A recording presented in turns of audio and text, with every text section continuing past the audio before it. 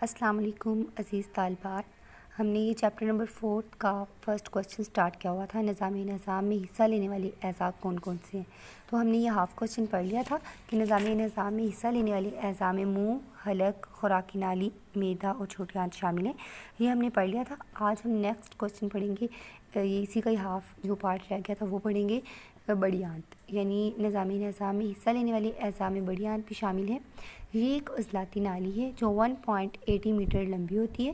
ये छोटी आंत से 2 गुना मोटी होती है। इसके 3 हिस्से होते हैं। इब्तदाई हिस्से को सेकम, दरमियानी हिस्से को कोलोन और आखिरी हिस्से को रेक्टम कहते हैं। बड़ी आंत के आखिरी हिस्से में फुजला होता है और गैर हज़मशुदा ग़ज़ा को फुजले की सूरत में खारिज करती है, उसे मकद कहते हैं। नेक्स्ट, जिगर। ये इंसानी जिस्म का सबसे बड़ा और ज़रूरी हदूद है जिसका वज़न 2.25 किलो होता है। ये चिपटा और नरम होता है। जिगर में खून की 2 नालियाँ खुलती हैं जिनको बिलतरतीब पोर्टल वेन और दूसरी को जिगर की शरियान कहते हैं।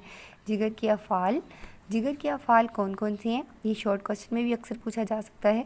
तो जिगर के अफ़ाल मदरजा ज़ैल हैं। जिगर जिस्म के दर्जा हरारत को बरकरार रखता है। ये सुफ़रा की रतूबत पैदा करता है जो खुराक को हज़म करती है। ग्लूकोज़ को ग्लाइकोजन में तब्दील करता है। जिगर यूरिया बनाता है जो एक फासिद मादा है और गुर्दों के ज़रिए खारिज होता है। जिगर जो है ये जरासीम के ख़िलाफ़ क़ुव्वत मुदाफ़त पैदा करता है। आगे आ जाता है पित्ता जिगर के बिल्कुल साथ होता है। ये सब्ज़ रंग का उज़ू है। इसकी रंगत सब्ज़ी माइल होती है। सफ़रा की रतूबत ग़ज़ा के हज़म होने में मदद देती है। लबलबा, ये तकरीबन 7 इंच लंबी हदूद है। ये एक अहम रतूबत खारिज करता है जो ग़ज़ा के 3 अज्जा निशास्ता, प्रोटीन और चिकनाई पर असरअंदाज होती है। अखराज फुजला, खुराक के वो ज़र्रे जो हज़म होने के अमल में ना आ सकें वो छोटी आंत से बड़ी आंत में चले जाते हैं। बड़ी आंत गैर हज़मशुदा ग़ज़ा को फुजला की सूरत में खारिज करने में मदद देती है। ये फुजला मकद के रास्ते खारिज हो जाता है। ये हैं वो अज़ा जो निज़ाम में पार्टिसिपेट करते हैं। अभी हम नेक्स्ट क्वेश्चन पढ़ेंगे कि खुराक के हज़म होने के मदारिज कौन कौन से हैं। तो ग़ज़ा जिन 7 मदारिज में हज़म होती है वो मदरजा ज़ैल हैं। नंबर 1, ग़ज़ा का चबाना। ये वो अमल है जिसमें ग़ज़ा को मुँह में चबाया जाता है। चबाने के अमल में ज़बान खुराक को दांतों के करीब लाने में मदद देती है। इसके बाद जबड़े के उज़लात भी ग़ज़ा को चबाने में मदद फ़राहम करते हैं। ग़ज़ा को जिस कदर चबाया जाएगा खुराक उतनी ही पिस कर बारीक हो जाएगी और आसानी से हज़म हो जाएगी। यानी फ़र्स्ट ऑफ़ ऑल हम ग़ज़ा को चबाते हैं तो ग़ज़ा को 32 टाइम्स चबाना चाहिए ताकि हमारे मैदे को ज़्यादा मेहनत ना करनी पड़े। नेक्स्ट है ग़ज़ा में लुआब दहन यानी स्लेविया का शामिल होना। ग़ज़ा जब मुंह में चबाई जाती है तब लुआब दहन ग़ज़ा में शामिल होना शुरू हो जाता है। इस अमल को इंसल्वेशन कहा जाता है। लुआब दहन ग़ज़ा में शामिल लुआब दहन का ग़ज़ा में शामिल होना ना सिर्फ चबाने के अमल को आसान बनाता है बल्कि ग़ज़ा को निगलने में भी मदद फ़राहम करता है।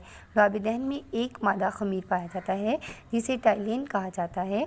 ये ख़मीर कार्बोहाइड्रेट्स या शक्कर का हल हो जाने वाली शक्कर जिसे माल्टोज़ भी कहते हैं तब्दील कर देता है। मुंह में मौजूद खून की रगें शक्कर को जज़ब कर लेती हैं। इस तरह हाज़मे का अमल मुंह से ही शुरू हो जाता है जिसकी वजह से लुआब दहन का कुछ निशास्ता को शक्कर में तब्दील करना है। आगे है ग़ज़ा का निगलना। ग़ज़ा मुँह में चबाने के अमल के बाद और लुआब दहन के शामिल होने के बाद नरम होकर हल्क से उतर जाती है जिसके बाद ग़ज़ा एपिग्लोट्स के ऊपर से गुज़रते हुए खुराकी नाली में दाखिल हो जाती है जिसके बाद ग़ज़ा मैदा में दाखिल हो जाती है। ग़ज़ा जब खुराक की नाली से गुज़र रही होती है तो इसकी दीवारों से एक रतूबत उसमें गिरती है जिसका काम लुआब दहन की तर्ज का ही होता है जो कि खुराक को आगे ले जाने में मदद फ़राहम करती है। ग़ज़ा का कैमूस बनना। ग़ज़ा जैसे ही मैदा में पहुंचती है तो ग़ज़ा मैदे की दीवारों के ऊपर नीचे होने वाली हरकत की बदौलत एक हद तक गर्दिश में आ जाती है। मैदा में वाक़या हाज़मे की गदूद से निकलने वाली रतूबत उसमें शामिल होना शुरू हो जाती है। मैदा की इस रतूबत में 2 किस्म के बड़े ख़मीर पाए जाते हैं, पेप्सिन और रेनिन। पेप्सिन ये एक तेज़ाबी रतूबत है जो लुआब दहन के असर को मुअद्दल करके खुराक के अज्जा को अलग अलग करके हज़म करने में मदद देती है और रेनिन خوراک یا غذا معدہ کے اندر تقریباً 3 گھنٹے تک رہتی ہے۔ یہاں پیپسن اور رینن کے اجتماعی عمل سے خوراک کے چند اجزاء معدہ میں موجود خون کی رگیں اپنے اندر جذب کر لیتی ہیں اور باقی خوراک نیم ہضم حالت میں رہ جاتی ہے اور باقی غذا کو غذا کا کیموس بننا کہتے ہیں۔ یہ غذا معدے کے پائلورک اینڈ سے گزر کر ڈیوڈینیم میں پہنچتی ہے۔ غذا کا کیلوس بننا: معدہ میں موجود نیم ہضم غذا جب ڈیوڈینیم میں پہنچتی ہے تو جگر اور لبلبا کے لعاب اور خوراک کے ہضم ہونے کا عمل شروع ہوتا ہے۔ اسے خوراک کا کیلوس بننا کہتے ہیں۔ یہ اس پر گرتے ہیں، یہ دونوں سخت الکلائی ہوتی ہیں، یعنی یہ رطوبتیں صفرا کی رطوبت اور لبلبا کی رطوبت یہ اس پر گرتے ہیں اور یہ دونوں رطوبتیں سخت الکلائی ہوتی ہیں۔ تو صفرا کی رطوبت، یہ رطوبت سبزی مائل کڑوی اور کھاری ہوتی ہے جسے جگر تیار کرتا ہے، جو کہ صفرا کی نالی کے ذریعے ڈیوڈینیم میں گرتی ہے۔ اس کا کام چکنائی پر عمل کرنا اور جراثیم کو ختم کرنا ہے۔ ایک صحت مند انسان ایک دن میں 1 کلو کے قریب صفرا پیدا کرنے کی صلاحیت رکھتا ہے۔ آگے ہے لبلبا کی رطوبت۔ یہ رطوبت بے رنگ اور ترش خاصیت رکھنے والی رطوبت ہے جس صفرا پیدا کرنے کی صلاحیت رکھتا ہے۔ آگے ہے لبلبا کی رطوبت۔ یہ رطوبت بے رنگ اور ترش خاصیت رکھنے والی رطوبت ہے جس کی بدولت ہاضمے کے عمل کو کافی حد تک اپنا کام سر انجام دینے میں آسانی ہوتی ہے۔ یہ لبلبا سے نکل کر ایک نالی کے ذریعے چھوٹی آنت کے ابتدائی خم جسے ڈیوڈینیم کہتے ہیں میں گرتی ہے۔ اس میں مزید 3 قسم کے خمیر پائے جاتے ہیں: ٹرپسن، سٹیپسن، ایمیلوپسن۔ ٹرپسن یہ پروٹین کو پیٹون میں تبدیل کرتا ہے اور قابل ہضم بناتا ہے۔ سٹیپسن یہ چکنائی یعنی فیٹس کو حل کرنے میں مدد فراہم کرتا ہے۔ ایمیلوپسن یہ خمیر نشاستہ کو شکر میں تبدیل کرتی ہے۔ ان تمام خمیروں کے عمل سے غذا جو رنگت اختیار کرتی ہے اسے کیلوس کہتے ہیں۔ اس مرحلے میں غذا چھوٹی آنت میں داخل ہوتی ہے۔ یہاں غذا میں انتڑیوں کی رطوبت داخل ہو جاتی ہے جو کہ 2 قسم کی ہے، یعنی انتڑیوں کی رطوبت بھی 2 قسم کی ہے: مالٹوز اینڈ ایرپسن۔ مالٹوز یہ شکر کو گلوکوز میں تبدیل کر دیتا ہے اور ایرپسن یہ لحمیات کو امینو ایسڈ میں تبدیل کر دیتا ہے۔ اگلا ہمارا سٹیپ ہے عمل انجذاب یعنی ابزورپشن۔ تو چھوٹی آنت کی اندرونی سطح پر موجود تولیے کی بر کی طرح بے شمار ابھار ہوتے ہیں جن کو ویلی کہا جاتا ہے۔ ہر ایک ابھار پر خون کی نالیاں اور ایک پتلی سی نالی ہوتی ہے۔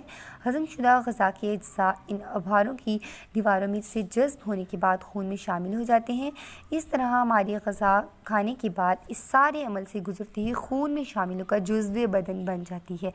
اخراج فضلہ: جب خوراک یا غذا ہضم ہونے کا سارا عمل مکمل ہو جاتا ہے تب غذائیت والا حصہ جو کہ جذب ہو جاتا ہے اور دوسرا جو کہ ناقابل ہضم ہوتا ہے وہ ایک رقیق مادہ کی شکل میں بڑی آنت میں پہنچ جاتا ہے۔ یہاں پہنچ کر کچھ حصہ پانی اور کچھ خوراک کے بقیہ حصے میں جذب ہونے کے بعد باقی تمام فضلہ کی شکل میں مقعد سے خارج ہو جاتا ہے۔ تو ہمارے یہ 2 کوسچن کمپلیٹ ہو چکے ہیں۔ جو پہلا ہمارا جو کوسچن جو ہمارا کمپلیٹ ہوا ہے وہ یہ ہے کہ نظامی نظام میں حصہ لینے والے اعضاء کون کون سے ہیں، اور دوسرا ہمارا کوسچن کہ نظامی نظام میں خوراک کن کن مراحل سے گزرتے ہوئے ہضم ہوتی ہے، یعنی کون کون سے ایسے مدارج ہیں جن سے گزر کر خوراک ہماری ہضم ہوتی ہے۔ ہمارے 2 کوسچن کمپلیٹ ہوئے۔